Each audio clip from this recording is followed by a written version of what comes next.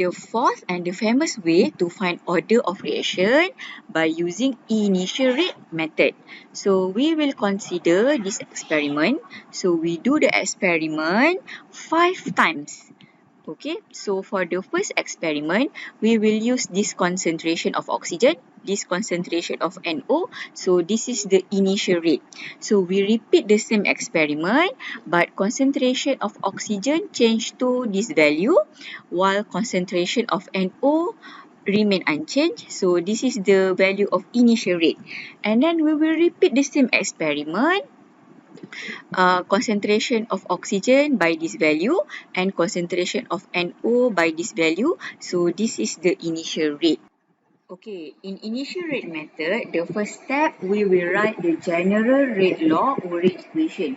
Rate of reaction is equal to rate constant, concentration of oxygen to an unknown M, and concentration of NO to an unknown N. So we can use any other unknown X, Y, A, B. So we would like to determine M and N because M and N are the order of reaction with respect to concentration oxygen and also NO. And then next, kita nak determine M ataupun N lah. Katakanlah kita determine N dulu. So N adalah order untuk NO. So untuk determine order untuk NO, kita kena pilih dua eksperimen di mana concentration oksigen adalah sama. Okay, kita boleh pilih eksperimen 1, eksperimen 3 ataupun eksperimen 5. Kita hanya pilih dua sahaja. Okay, sama ada combination 1, 3, 1, 5 ataupun 3, 5. Entirely up to you. Okay, for example, if I choose experiment 3 over experiment 1, so bear in mind concentration of oxygen are the same. Okay, so from that expression, we can cancel out rate constant because this is the same experiment. So the value of rate constant are the same. And then we can cancel out concentration of oxygen because the value are the same. So we will left out with value of initial rate experiment 3 over experiment 1 and value of concentration of NO experiment 3 over experiment 1. So when we press the calculator, so we know that 4 is equal to 2 to the power of n. So 2 to the power of 2 equal to 2 to the power of n. So n is equal to 2. Another method to solve this one is using log. So when we log both sides, so n can transfer like that. So we can also know that n is equal to 2. So boleh guna kaedah macam atas ni ataupun log both side lah. Dua-dua kena tahu. Kenapa? Sebab kadang-kadang value ni mungkin dalam bentuk decimal places. Value ni mungkin dalam bentuk titik perpuluhan ataupun pecahan. So kalau dalam bentuk titik perpuluhan ataupun pecahan, tak boleh pakai kaedah atas lah. Kena pakai kaedah log. So, the final answer is second order with respect to concentration NO. Okay, next we will repeat the same method in order to calculate order for oxygen gas. So now we will choose experiment 2 over experiment 1. So rate constant will be the same and then concentration of NO are the same. Okay, so we will left out with value of initial rate and concentration oxygen. So we obtain that 2 is equal to 2 to the power of m. So 2 power of 1 is equal to 2 to the power of m. So that's why m is equal to 1. So order for oxygen is first order with respect to concentration oxygen. After we know both order of reaction, so last we write down the rate law. So rate is equal with K, concentration oxygen gas, first order, so no need to write down anything. Concentration NO, second order. Okay, so this is your final answer for rate law. After After we obtain rate law, if the question asks to determine rate constant K, so you can choose any experiment. So for example, if I take experiment 5, so I insert the value, rate of reaction, and then K, rate constant. I insert concentration of NO, I insert concentration of oxygen, and then I will obtain the value of rate constant K. And then the unit for rate constant K, you also need to determine by yourself. Rate constant K does have unit, but the unit is not specific. The unit must be derived from this expression.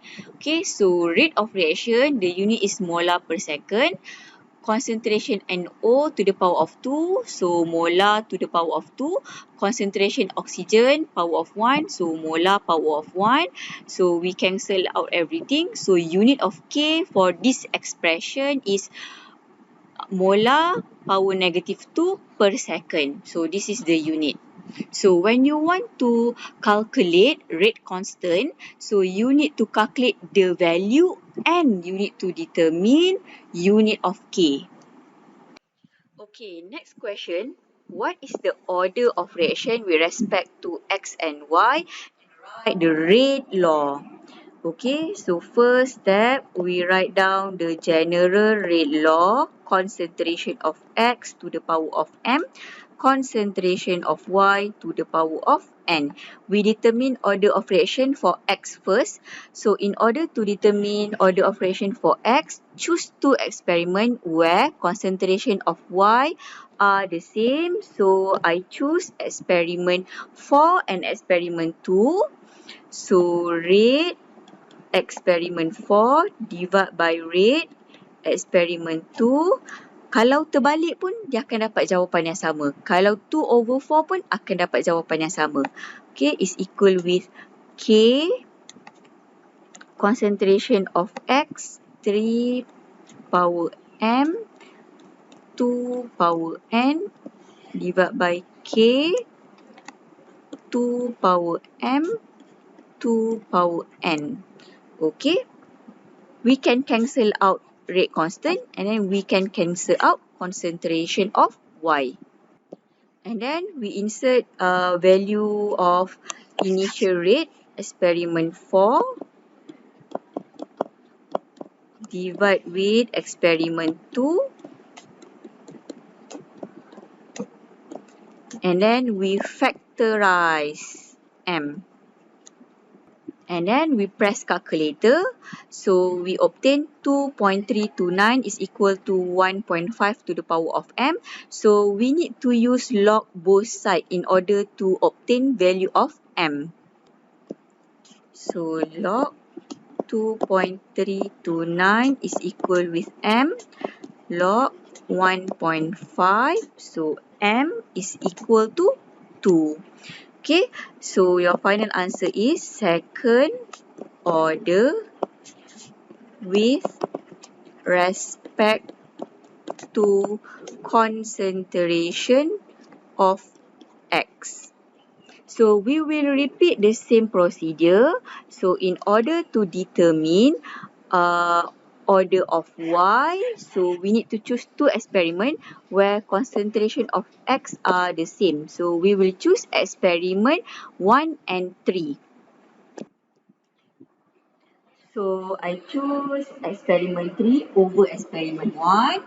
So we can cancel rate constant and then we can cancel concentration of X. And then we insert the value of initial rate. And then we will obtain 3 is equal with 3 to the power of N. So N equal to 1. So your final answer is first order with respect to concentration Y. So after we obtain order of reaction with respect to concentration of X and Y, so our final answer for rate law is rate is equal with K concentration of X second order, concentration of Y first order. So if concentration of Y first order, no need to write down anything.